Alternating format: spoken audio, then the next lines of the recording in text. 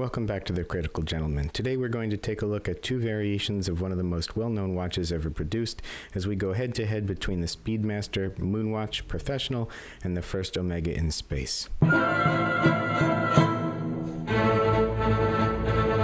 As I mentioned in my previous video, this is actually going to be a part 2. While I had owned a Moonwatch before, I did not have them at the same time and couldn't do a side-by-side comparison. Last year, I was able to pick up the Speedmaster Professional on the left and thought what better time to do a side-by-side than 1 month before the 50th anniversary of the Apollo 11 moon landing. You may already be aware that Omega has launched an anniversary watch to commemorate this moon landing, and which I do plan to review in a future video. Before we get into the head-to-head, I do want to talk just a little bit about this Speedmaster Professional first. This is a pretty special example which I purchased from a local collector about a year ago. The reference number for this watch is 145.022-69ST, and what that means is that this watch is considered a pre-moon Omega Speedmaster. If you look on the back, you can see that although this particular example doesn't have the clearest engraving on the case back, you can see that all it says is Speedmaster and it has the seahorse logo engraved. Every Speedmaster produced after this reference says something on the back along the lines of flight qualified. One little known piece of trivia about the pre-moon Speedmasters is they were actually considered part of the Seamaster family, which is why you see that hippocampus on the back mostly associated with the Seamaster line. When we flip the watch over, you can see at the first glance it looks a lot like a Speedmaster Professional that we know today. You have the twisted lyre lugs that are still present on modern produced Speedmasters, and you have essentially the same styling when it comes to the bezel and the hands and the dial as well. Without going into a whole lot more detail, I'll simply point out that this is what's called a step dial Speedmaster. You can see a slight ring around the edge of the dial, and that is a difference in height which does not exist on current production Speedmasters, and as a matter of fact did not exist following the reference 71ST. The 1971 model did have the step dial, but not after that.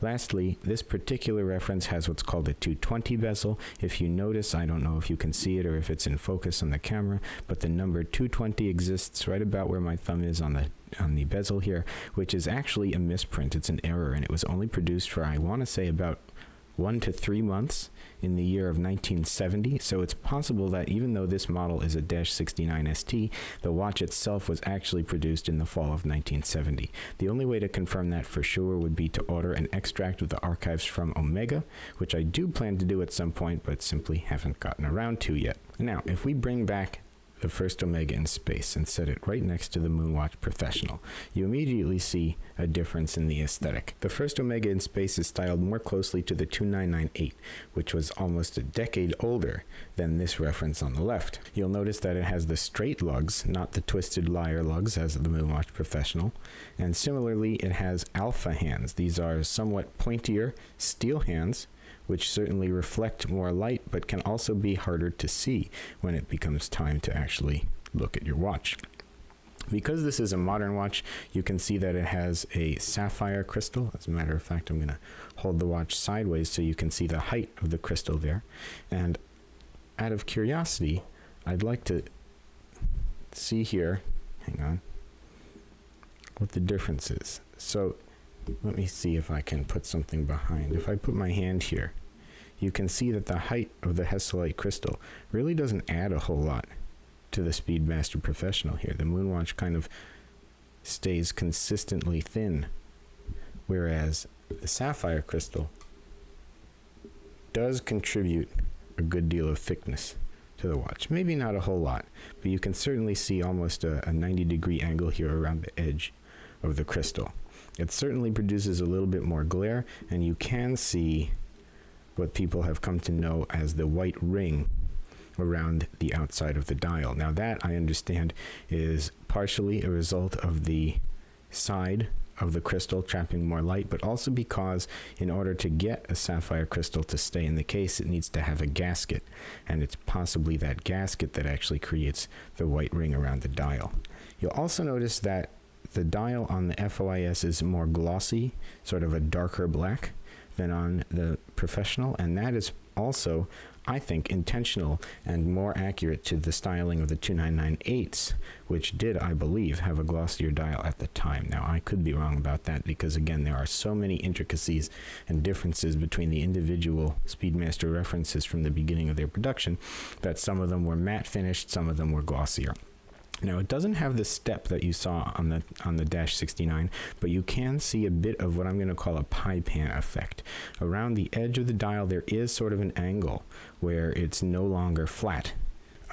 Going right along, the pushers on this watch are also different. You can see that they are thinner than on the Moonwatch Professional here, and that it is more akin towards that vintage look. It almost makes the dial of the watch seem larger when you have a smaller pusher on the right here, but you can see definitely that there is a difference there.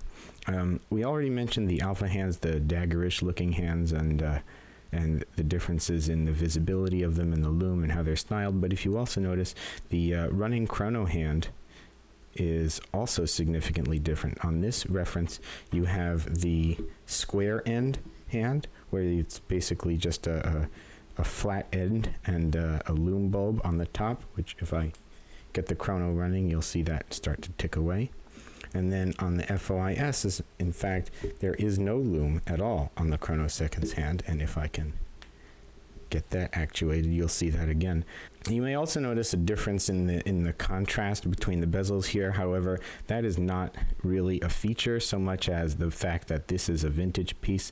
This watch, being as old as it is, has what people may refer to as a ghost bezel. It's lightly faded. It's really more of a dark gray or a medium gray, whereas this is the jet black bezel that would come on all new Speedmasters. Originally, this watch did look like that, but over time it has faded, which some people think is attractive. Some might consider it a degradation in quality. I think it actually certainly helps the look of the watch and gives it sort of that more vintage feeling to it. Just ask the Rolex guys what a faded bezel can do to the collectability of their watch. I also think that this watch is particularly well preserved because if you look at the case lines of this piece, you can see that the contours on the case are pretty well intact. Sometimes you get these watches and they can really look like they've been smoothed over, so to speak, with a lot of polishing. And if you can see sort of where the angles change, the edges, when those are still sharp, that's a good indicator that there was minimal, if any, polishing done. Now, I certainly think this probably saw a polishing cloth at some point, but perhaps nothing too aggressive or violent, if you will. Now, I do want to correct a couple things that I said in the very first video I ever made about this first Omega in space here. Now, I mentioned that the applied logo, which is the metallic Omega symbol right underneath the 12 o'clock marker, was gold. That was simply incorrect. It might have been the lighting. I don't know why I said that, but it is silver, and it is actually a modern version of the applied logo. It does not match exactly the styling of the applied Omega logo on period timepieces. Omega has begun to put that styled logo back into their re-editions, their limited editions. The Ultraman has it. The 50th anniversary Apollo watch, which was just announced, has it. This one, it is certainly an applied logo, but it is a new style applied logo. There is also no professional text. It simply says Omega Speedmaster. And there is a little bit of difference in terms of the hands on the subdials. As the running second subdial here, you can see that all three of these are stick hands, which on this watch have actually faded to a nice sort of cream color.